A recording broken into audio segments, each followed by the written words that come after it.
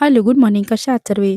जसं मी कालच्या ब्लॉगमध्ये तुम्हाला सांगितलं होतं, की उद्या मला निघायचं होतं भूर जायला आणि सकाळीच आमचा प्रवास चालू करायचा होता. म्हणून मग आदल्या दिवशी सर्व कामं आवरून ठेवली होती मी घरातली. सकाळी उठून माझं आवरलं पटापट, टिफिन बनवून घेतला आणि पुन्हा एकदा घर सर्व नीट करून ठेवलं.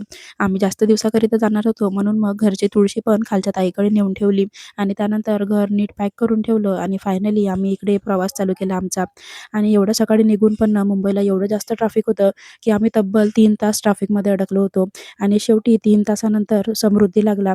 आणि हो, हा जो टनेल आहे ना, तो आहे आम्हाला इगतपुरीला मिळाला होता आणि तो एवढा जास्त लांब होता ना, की तो मी फास्ट फॉरवर्डमध्ये टाकून पण मला पूर्ण टाकता आला नाही.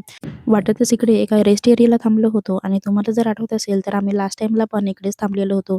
तिकडे एक फ्रूट ज्यूसचा कार्ट होता आणि वैदेहीला ज्यूस घ्यायचा होता, म्हणून मग तिच्यासाठी एक पायनॅपलचा ज्यूस घेतला आणि तिकडेच आम्ही आमच्या टिफिनमध्ये घेतलेले पालक पराठे पण खाऊन घेतले.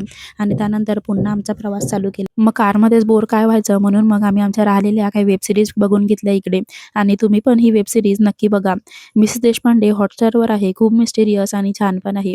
यांची 2 दिवसापासून ना ऑलरेडी झोप नव्हती झाली, म्हणून मग त्यांना ट्रॅव्हल करताना खूप जास्त झोप येत होती.